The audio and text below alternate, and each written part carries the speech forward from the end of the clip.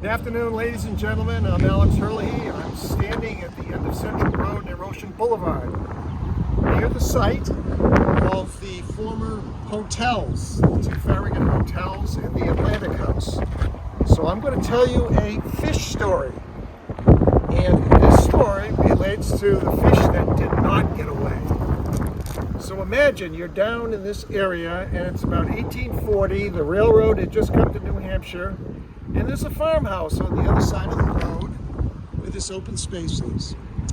And people are walking down this road or riding their horses, and they're going to the little cottages over there, which used to be fish shacks, and they're buying their fish from the fishermen, and they're coming back up Central Road here, and they go by this farmhouse, and they stop in, and the Philbricks fry their fish for them, and maybe they stay overnight. And after a few months of this, one night, John Philbrick says to his father, he says, "Dad, why don't we pick up our farmhouse and move it across the road to where I'm standing, on this side, and make it bigger and open up a hotel?" And that is exactly what they did. In 1846, their renovated farmhouse became the Atlantic House Hotel, the first one. Then, in 1864, they turned that hotel into more of a storage area, a place for the help, and they opened up the Farragut Hotel. And that lasted from 1864 till it burned down in 1881. Then they built the second Farragut Hotel. And that's the one everybody remembers, because it was here for almost a century. And that was the Grand Dame of Rye Hotels. And it was a beautiful Victorian shape, curved. The original hotel was still in back. It was a gift shop and a dormitory for the help. And then, early in the 20th century, they built the Farragut Playhouse. And it was not only a playhouse, they called it the casino. I mean, they had religious services there. They had gambling, they had dancing, they had live theater. Broadway people used to come up here and between the wars, and then they showed films. So this was a great, wonderful entertainment center here. Tom Clary's written about it a lot in his book, Oceanside History of Rye Beach and the Farragut. The hotel also had a swimming pool over here. But the other thing you have to visualize is beyond where the playhouse was on the other side of the road, looking down to that home at the end, that used to be the 9th and 10th green of the Abenaki Country Club.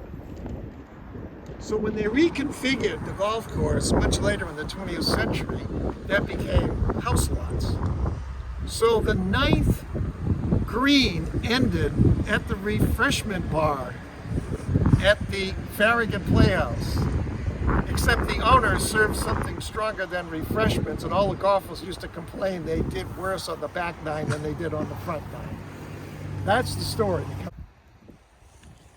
At the height of the entertainment of the Farragut, late 18, early 1900s, a lot of families were staying here for the season, some of whom were excellent college baseball players. They had enough of them to form their own team.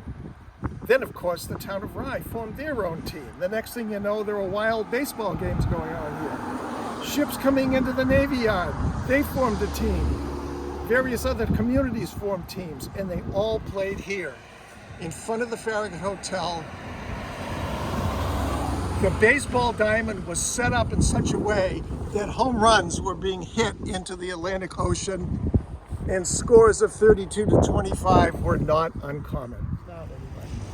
So this wonderful hotel, along with several other big Victorian hotels, did very well into the middle of the 20th century. We still had the Ocean Wave, we had the Drake House Hotel, the building is still here. But in 1975, the owner of the Farragut, all the buildings, the three big buildings, sold it. And the new owners demolished it. And on the site of the Farragut Hotel here, they built a shell that looked a little bit like the old Farragut, but not really, totally different materials. And then there was a lot of controversy. What was the intent of this hotel? What was going to go on there? The family that bought it got into litigation. Nothing ever happened. That building was never finished. It sat there, never used. And finally, early in this century, the lead owner of building that 1976 building said, tear that damn thing out, and they did. And that's why this is a space today. So we can use our imagination. Photographs of all of these buildings can be seen at the Rydtown Museum. You can make a reservation anytime you want to visit there. Well, this is another example of things going on in every community, and this 1976 building was torn down in 2002. Clearly, there were problems with what the intent was, and so when people go to build things in any community, people need to pay attention, and that, of course, is what the Civic League does. So with that, I'll say happy 4th of July. Thank you. Happy 4th of July, everyone. So, this month in Rye Civic News, the town administrator position. We used to have Mike Magnet, was 80%. When he retired, they made Becky Bergeron, the finance director, the assistant town administrator, then eventually promoted her to town administrator. They've had trouble backfilling the position of director of finance. So finally, they're going back, and Becky Bergeron is moving back to director of finance, and our police chief, Kevin Walsh, is now the acting town administrator. So I made the comment at the select board, now's a good time to step back and think about how will we structure it? Do we really need some leadership, like a town manager, to try to handle everything that's going on in town? Also, the select board, TD Bank Annex. They have a contractor. They believe they're going to get that agreement. There's only one person that bid it. They got the price down. It's coming up to about $650,000. They did meet with the budget committee that's approved that the money's coming from what's left over for the trolley barn sale, and the balance is coming from the ARPA funds. It was going to go other places. The select board are crawling it back and giving it to them to pay the $650,000 for that.